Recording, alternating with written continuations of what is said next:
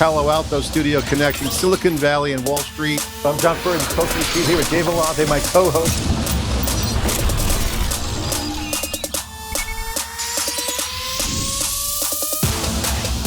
Welcome back to theCUBE studio here at the New York Stock Exchange. I'm Gemma Allen. This is Crypto Trailblazers, one of our programs with NYSE Wired. And today we are talking all things crypto and the world of stranded gas. Joining me now is Sean McDonough, President, CEO and co-founder of New West Data. Welcome, Sean. Thank you for having me, Gemma. All the way from Alberta. Yeah, absolutely. So this is a fascinating company. Loved the conversation offline just now.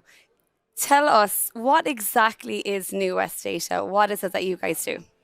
So New West Data is the only vertically integrated energy producer, power generator, and distributed compute operator. So what that means is we own and operate the raw energy production, so oil and gas wells.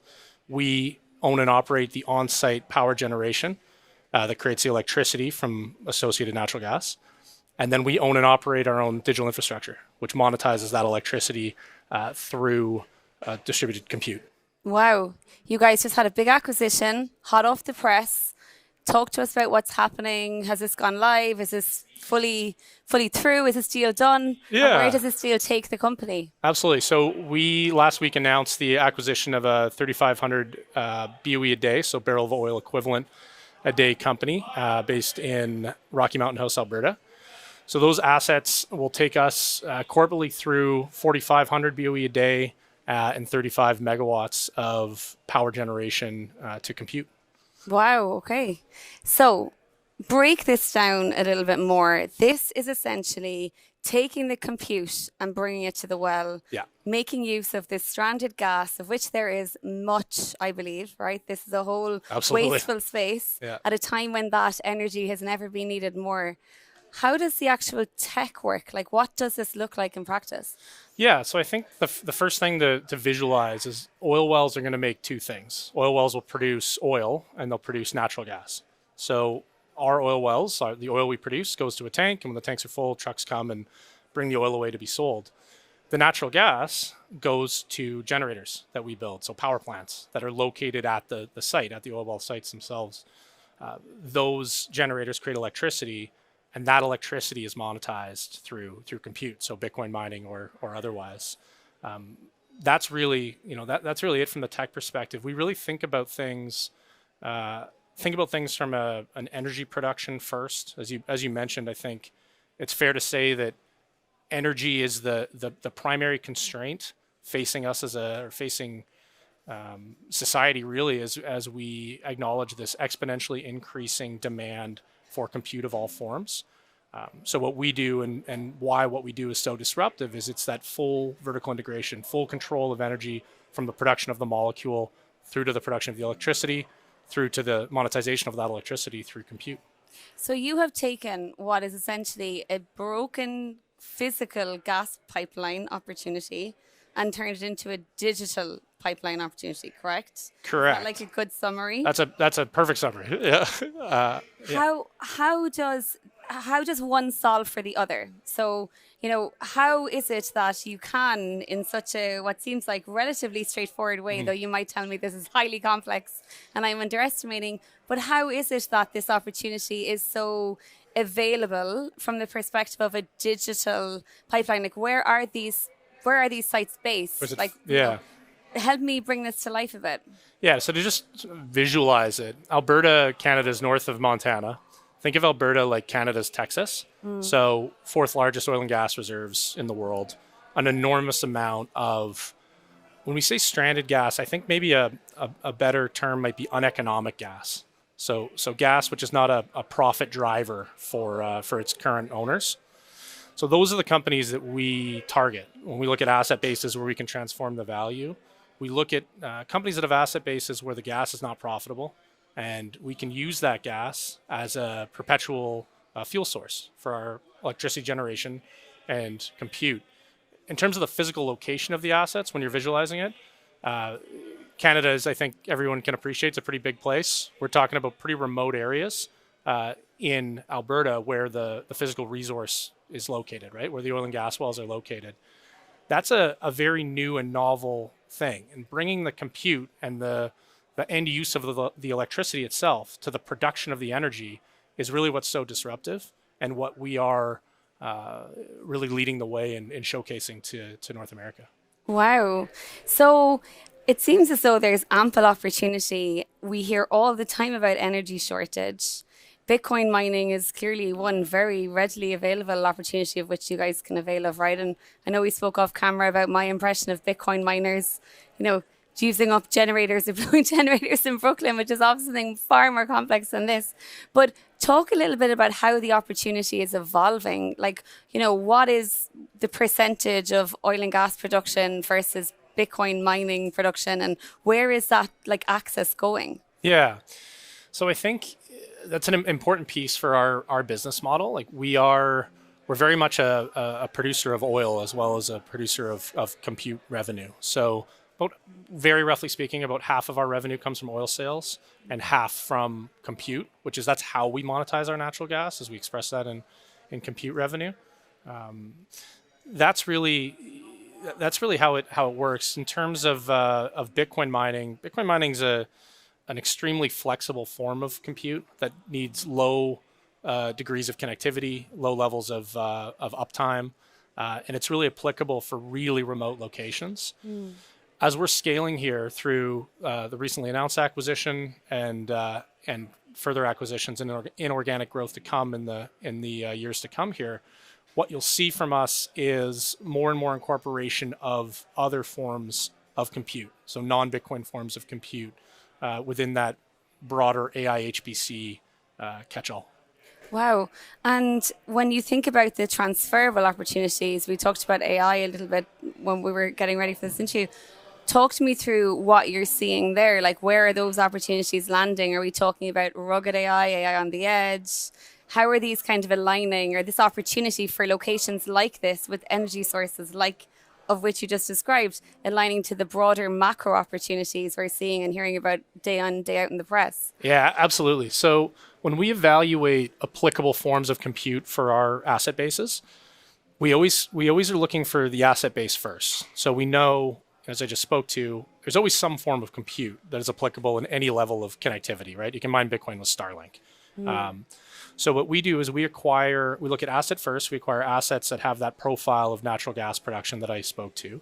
And then we look at what's the level of fiber connectivity in the area, what's the CapEx to increase that level of connectivity, for example.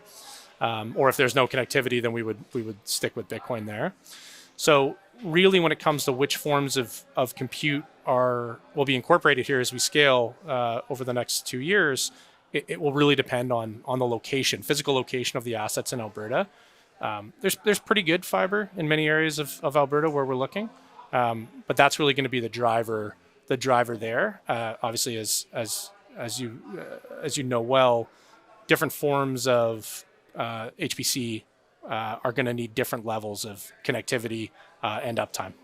And what is the biggest blocker or hurdle to scaling that, right? To actually turning that into something that is super scalable outside of the neo cloud type of scenario, where a hyperscaler, for example, can avail of this type of energy. What do you think needs to happen in the next 5 years to open up these oil and gas fields for this type of op? Well, I think you'll see it from us within the next, definitely within the next 5 years. I think sooner than that. You need to hit a certain level of critical scale of just size of location, right? Like kind of north of 100 megawatts, you start to really open up your options, I think, for hyperscaler partnerships. That is important to state. That resource and the profile of resource that I've articulated in terms of the profile of natural gas, that's absolutely out there in Alberta. We really conservatively put an estimate of 10 gigawatts worth of natural gas, which is effectively economically constrained in the province. So effectively, what you need for true hyperscaler partnerships is larger installations. That's in the that's absolutely in the pretty close future, I think, for us as we And scale. when you say it's out there in a region like Alberta, does that need like government intervention? Does that need is it a geopolitical conversation that needs to happen at some point? Like, what are the additional macro narratives, I guess, that are shaping that opportunity being won or lost in a region like Alberta? Yeah, I mean, Alberta is a super supportive government. The premier is like the Canadian governor. Yeah, so from Irish too, by the way. Hey, there we go. So from the premier and her cabinet, Premier Smith and all of her ministers, extremely supportive. They've been so supportive in engaging with US Data and with the industry in finding ways where Alberta can be friendly to industry and have industry scale rapidly in the province to capture this opportunity set. Alberta's unique in that it's on the other side of the border from where most of the people in North America live, and on the other side of the Rocky Mountains from the West Coast. So there's so much gas in Alberta, and there's real macro constraints to get that gas to market.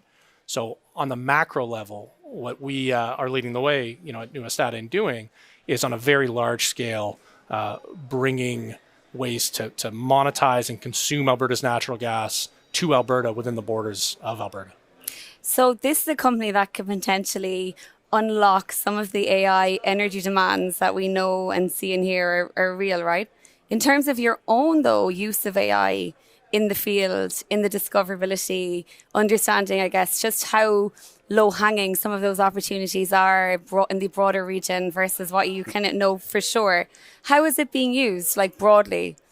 In terms of as a tool, as a consumer for us? Yes, for you guys. Well, we're just like any good any business worth of salt nowadays are right in there with our own server hosted AI and I mean it is amazing. Really? And certainly in our efficiency, the speed at which we're able to evaluate opportunities, evaluate asset bases, it's amazing. So yeah, working seamlessly.